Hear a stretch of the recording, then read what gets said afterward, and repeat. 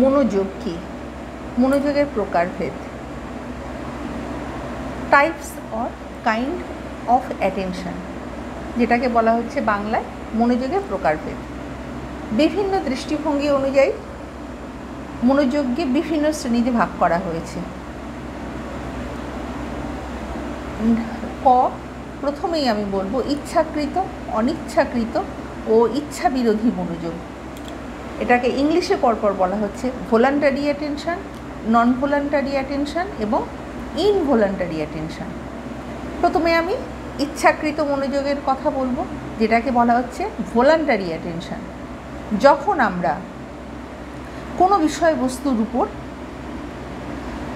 মনোনিবেশ করি, মানে স্বেচ্ছায় যখন কোনো বিষয়বস্তুর উপর মনোনিবেশ করি, তখনই তাকে বলা হয় ইচ্ছাকৃত মনোযোগ। আমাদের যেটা ইচ্ছা হবে আমি সেইটাতেই অ্যাটেনশন দেব, সেটাকেই বলা হচ্ছে স্বেচ্ছাকৃত মনোযোগ। ইচ্ছাকৃত মনোযোগ হলো স্বতঃস্ফূর্ত, স্বতঃপ্রণোদিত এবং একেবারে সক্রিয়, যেটা হচ্ছে অ্যাক্টিভ। এই মনোযোগকে বলা যেতে পারে। বাইরে গোলমাল চলছে, তবুও কোনো ছাত্র যখন নিজের ইচ্ছা শক্তিকে প্রয়োগ করে বইয়ের দিকে মনঃসংযোগ করে, তখন তার মনোযোগকে বলা হয় ইচ্ছাকৃত মনোযোগ। তারপরে নিরস বিষয়বস্তুর মর্মোপলব্ধি করার জন্য অনেক সময় আমাদের এই রকম জোর করে কোনো বিষয়ে মনঃসংযোগ করতে হয়। অনেক সময় দেখা যাচ্ছে আমরা কোনো কিছু হয়তো কঠিন বিষয়, সেটা বুঝতে পারছি না, তখন আমাদের জোর করে সেই বিষয়টার দিকে আমাদের মনোযোগ দিতে হচ্ছে।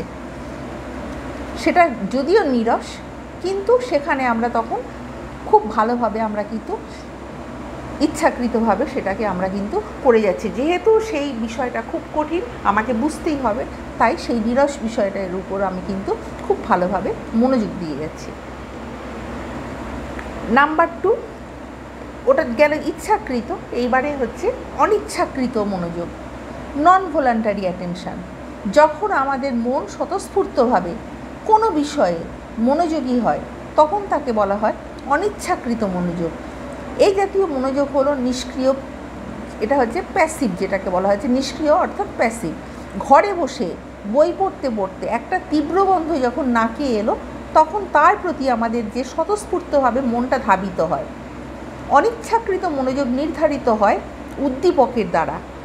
এই যে যেমন সুন্দর একটা গন্ধ, তীব্র গন্ধ, এই যে উদ্দীপকের দ্বারাই কিন্তু এটা আমাদের প্রভাবিত করলো। তাই তীব্র উদ্দীপক স্বতঃস্ফূর্তভাবেই আমাদের মনোযোগ আকর্ষণ করে। সুতরাং আমাদের মনোযোগ হচ্ছে, এটা আমাদের ইচ্ছা নেই, অথচ যেহেতু তীব্র উদ্দীপক, তীব্র গন্ধ, তাই আমাদের সেই দিকে আমাদের অনিচ্ছা সত্ত্বেও কিন্তু আমাদের সেই দিকেই মনোযোগ আকর্ষণ করলো। এবারে নাম্বার 3, ইচ্ছা বিরোধী মনোযোগ, যেটাকে ইংলিশে বলা হচ্ছে ইনভলান্টারি অ্যাটেনশন, অর্থাৎ ইচ্ছা বিরোধী মনোযোগ।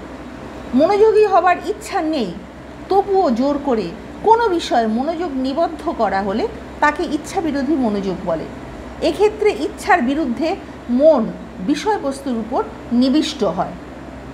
বিষয়বস্তুটা মোটেও আকর্ষণীয় বা প্রীতিকর নয়, তবুও বিষয়টি এরকম জোর করে আমাদের মনকে আকৃষ্ট করে। যেমন অঙ্ক করার স্বাভাবিক ইচ্ছা নেই, বরং অনিচ্ছা রয়েছে, তবুও পরীক্ষার কথা ভেবে আমাদের কিন্তু তার প্রতি মনোযোগ হতেই হচ্ছে। কার অঙ্ক করতে ইচ্ছা হয়? বিষয়টা আকর্ষণীয়, সবই ঠিক আছে, যার কাছে ভালো, কিন্তু অনেকের কাছে ম্যাক্সিমামের ক্ষেত্রে দেখা যাচ্ছে যে অঙ্ক ভালো লাগছে না, কিন্তু সেটা অনিচ্ছা হলে, ইচ্ছা বিরোধী হলেও সেখানে কিন্তু আমাকে মনোযোগ দিতে হচ্ছে, কেননা তার পরীক্ষা রয়েছে। এইবারে প্রথমে তো আমি এগুলো আলোচনা করলাম, এইবারে বস্তু বিষয়ক মনোযোগ এবং ভাব বিষয়ক মনোযোগ আলোচনা করব। যখন আমাদের মনোযোগ ইন্দ্রিয়গ্রাহ্য বস্তুতে অর্থাৎ সেন্সিবল অবজেক্টসে যখন আমাদের আকৃষ্ট হচ্ছে, তখন আমাদের মনোযোগকে বলা হচ্ছে বস্তু বিষয়ক মনোযোগ। বাহ্যিক জগতের যে কোনো বিষয়ের প্রতি আমাদের যখন মনোযোগ আকৃষ্ট হচ্ছে, বাহ্যিক জগতের যে বস্তু, তখন তাকে বলা হচ্ছে বস্তু বিষয়ক মনোযোগ। আমি একটা এখানে এক্সাম্পল দেব। ফুল, ফল, বাড়ি, গাড়ি এটার প্রতি একটা মনোযোগ হওয়া কিন্তু স্বাভাবিক। কিন্তু যখন আমাদের মনোযোগ ভাব, ধারণা বা অনুভূতির প্রতি ধাবিত হয় তখন তাকে বলা হয় ভাব বিষয়ক মনোযোগ। যেমন আমার মনোযোগ সুখ দুঃখের দিকেও ধাবিত হয়। যেমন কোনো কিছু একটা দেখতে যাব, কোনো একটা সুন্দর শাড়ি দেখলাম কিংবা কোনো একটা সুন্দর একটা জিনিস দেখলাম, তখন কিন্তু আমাদের সেই দিকে ধাবিত হচ্ছে। কিংবা হয়তো দেখা গেল যে সে পরীক্ষায় ভালো মতো ফল করতে পারলো না, তখন কিন্তু তার কিন্তু যে কষ্টটা হচ্ছে, সেই যে দুঃখের অনুভূতি, সেদিকেও কিন্তু আমাদের মনোযোগ ধাবিত হয়। এবারে আরেকটা বলা হচ্ছে পরোক্ষ মনোযোগ, যেটাকে বলা হচ্ছে পরোক্ষ মনোযোগ এবং প্রত্যক্ষ মনোযোগ, যেটাকে বলা হচ্ছে immediate attention and derived attention. বিষয়বস্তুর আকর্ষণীয়তার উপর এই শ্রেণীবিভাগের ভিত্তি। কোনো বস্তু চিত্তাকর্ষক বা আকর্ষণীয় হওয়ার জন্য যখন আমাদের সহজেই মনোযোগ তার দিকে ধাবিত করে তখন তাকে বলা হচ্ছে প্রত্যক্ষ মনোযোগ। যেমন কোনো একটা মধুর সঙ্গীত বা কোনো একটা সুন্দর একটা ঘটনা আমাদের কিন্তু সেই দিকে সহজেই দৃষ্টি আকর্ষণ করে।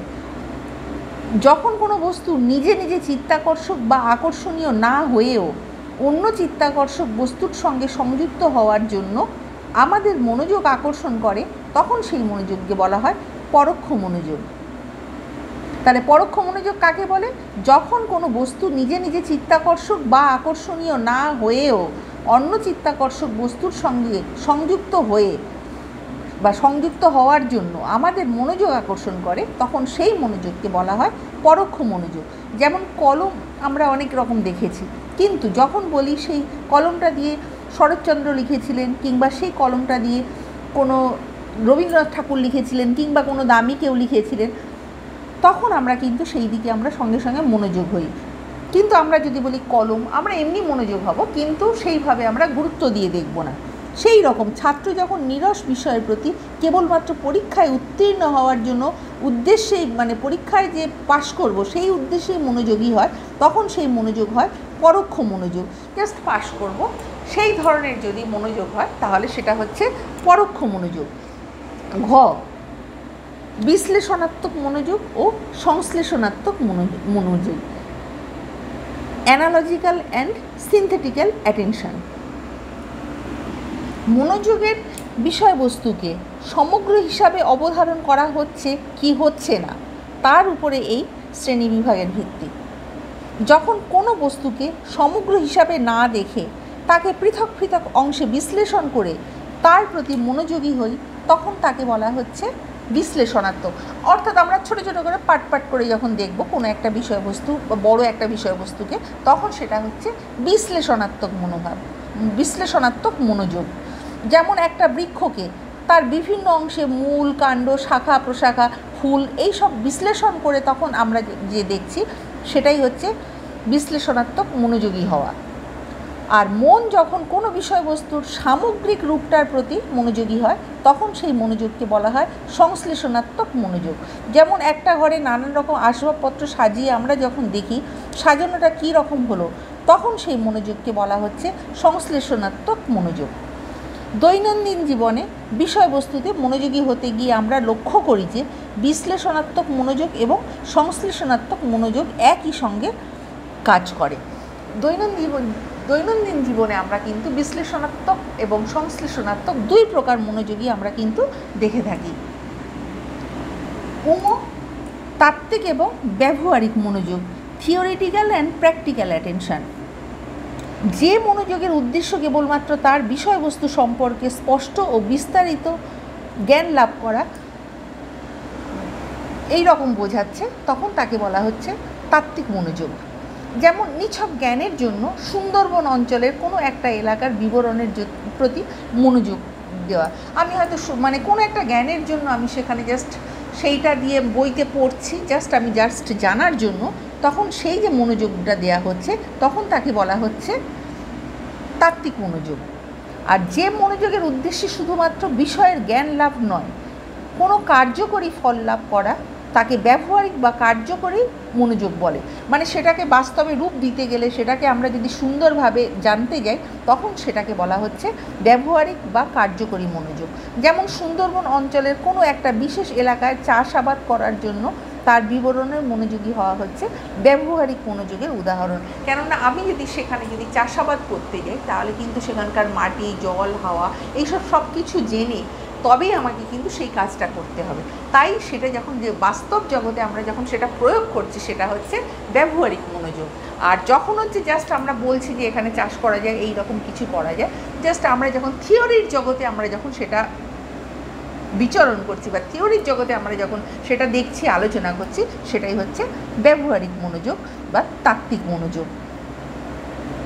সুতরাং পরিষ্কার হয়ে গেল, আমরা বাস্তব জগতে যখন কোনো কিছু করতে যাব তখন কিন্তু আমাদের সেই বিষয়টার উপর আমার বিশেষভাবে কিন্তু আমাকে জানতে হবে। সেটাকে কার্যকরী করতে গেলে আমাকে কিন্তু সেই দিকে আমাকে কিন্তু ভালোভাবে জানতে হবে এবং সেটাকে প্র্যাকটিক্যাল হতে হবে। প্র্যাকটিক্যাল না হলে কিন্তু আমি সেইটাকে কখনোই অ্যাপ্লাই করতে পারবো না। থিওরির জগতে থাকলে আমরা শুধু বলবো কিন্তু সেটা জানবো সবই, কিন্তু প্র্যাকটিক্যাল হতে গেলে সেখানে যদি চাষ করতে যাই বা সেখানে যদি কোনো কিছু করতে যাই তাহলে কিন্তু আমাকে পারফেক্ট সব কিছু জানতে হবে এবং সেটাকে অ্যাপ্লাই করতে হবে, তাহলেই সেটা হচ্ছে প্র্যাকটিক্যাল অ্যাটেনশন।